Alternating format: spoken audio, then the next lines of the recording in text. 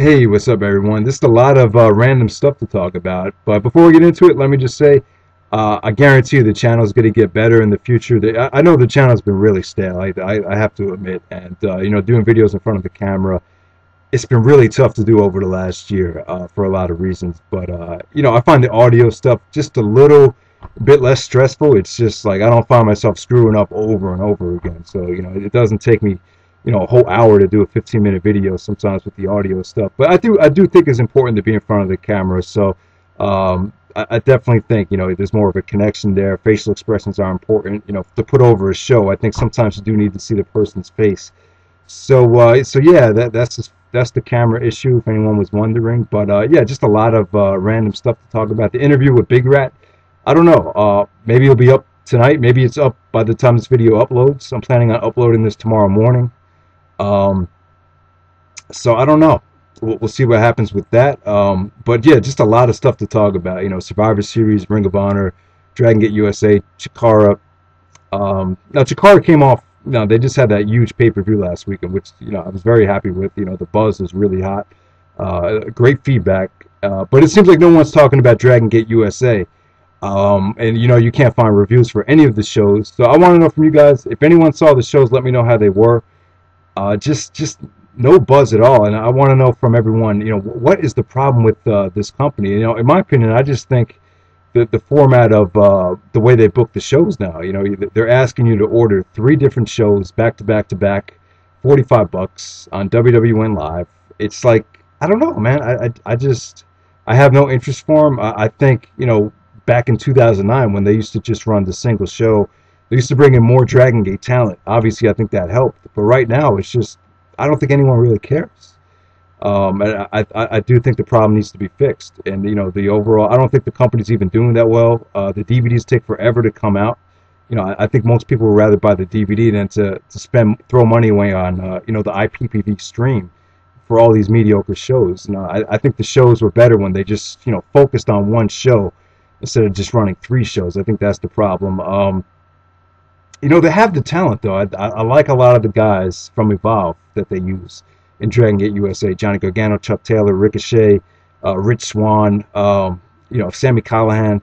They do have the talent, but I don't know. I just think it's kind of, I don't know. I think it's kind of run its course. I think a lot of the matchups sound very random. I think a lot of them are just done, not with a lot of story behind them, but they're just matches, just for the shows. It's just a lot of them just seem very, very random. That's a lot of people's complaints. So maybe that's the problem. But I don't know. I mean, you don't really get to see the great, Dragon Gate, Enter the Dragon, Untouchable, those type of pay-per-views anymore. You don't see them. The pay-per-views have become very average to me. I mean, they're still good. They're just, I don't know, just nothing has been really worth going out of your way to see this year.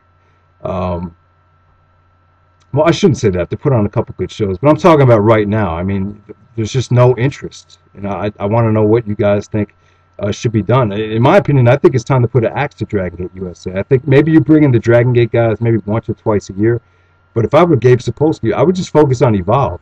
I really would. Just try to make that the next big indie, because right now it's kind of just a sideshow.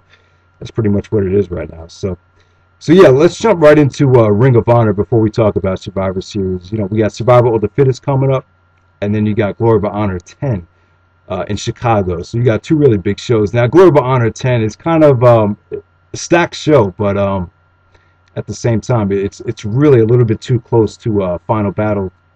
So I don't know, man. I think obviously the television deal had a lot to do with it. A lot of stuff got delayed, so you can't really fault them for that. But yeah, very stacked show. But let's talk about Survival of the Fittest first.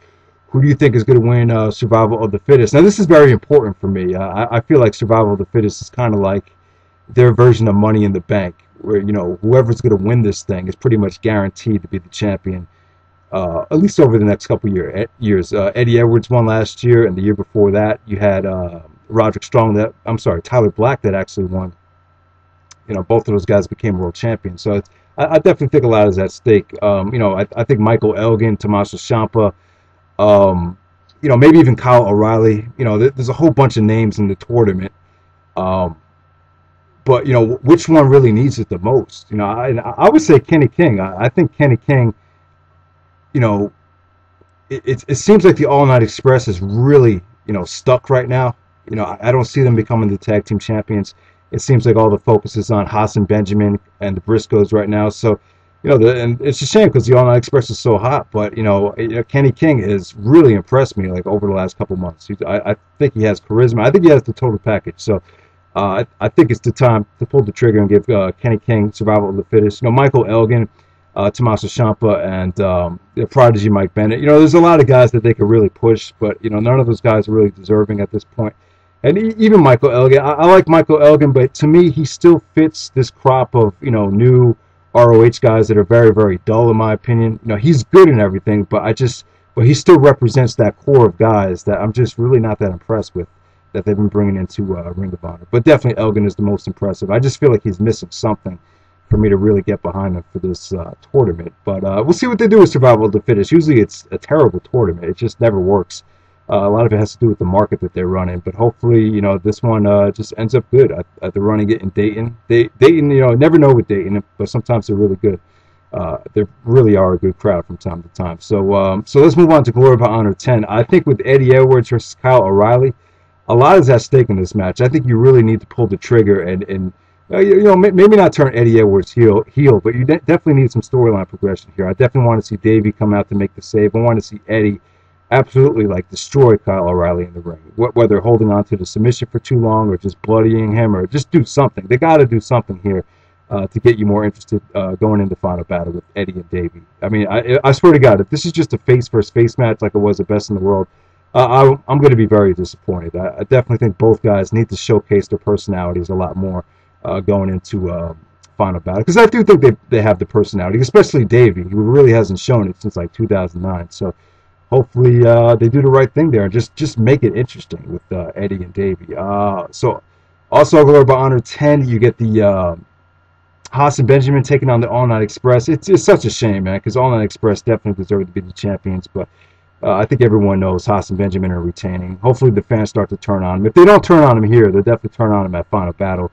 And I can't wait for Briscoes versus Haas and Benjamin, because that environment is going to be crazy. Everyone's going to be cheering the Briscoes. We're going to see, the faces get booed in Haas and Benjamin at Final Battle. So I can't wait for that. That's going to be a great environment. Yeah, so, Davey Richards versus El Generico, that's going to be a great main event.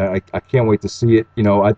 I want to say, probably no interference. I could definitely see Kevin Steen coming in and laying both guys out. Obviously got a history with El Generico, and at the same time he wants Dave. He's been giving subliminal messages to Davey Richards, talking about how he wants the title from him, how he's not a real champion because he's in Japan while Ring of Honor's running in New York and stuff like that. So yeah, I mean, I could see Kevin Steen running in, but yeah, Davey and Generico have great chemistry. That should be a great main event right there, I think. I just think that would be awesome. So I definitely don't see Generico winning, though. So it's kind of like a filler title match, but it is. But as far as work rate goes, you can't deny how the potential that match has. So yeah, I'm just running off the top of my head. If I'm missing anything from Glory by Honor 10, let me know. But Chicago, they get great shows, and they're a great crowd. So if you go into that show, have a good time. Yeah, so let's talk about Survivor Series 2011 from Madison Square Garden. Now, let me tell you something. If this wasn't from MSG, I would have absolutely no interest in the show. But Cena matches at Madison Square Garden in New York City, get great reactions, and just a lot of mixed feelings. They're very emotional. You guys might remember Royal Rumble 2008 when Cena came back. The crowd was just crazy. So I'm banking on this show just having a very edgy crowd. But besides that, I'm just not interested at all. CM Punk and Del Rio. And I never got to talk about this, since Night of Champions. I'm very disappointed with the way they've handled the whole CM Punk situation. Even when Nash was involved, I was still excited about it. But, bringing in the Miz and R-Truth to just fuck everything up with that Triple H and Punk storyline, it's terrible, man. And, the only reason they did it was, for this, for The Rock and Cena. So that just goes to show you, man.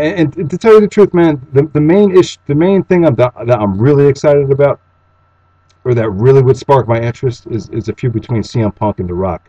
I feel like they're the guys that really have the issue.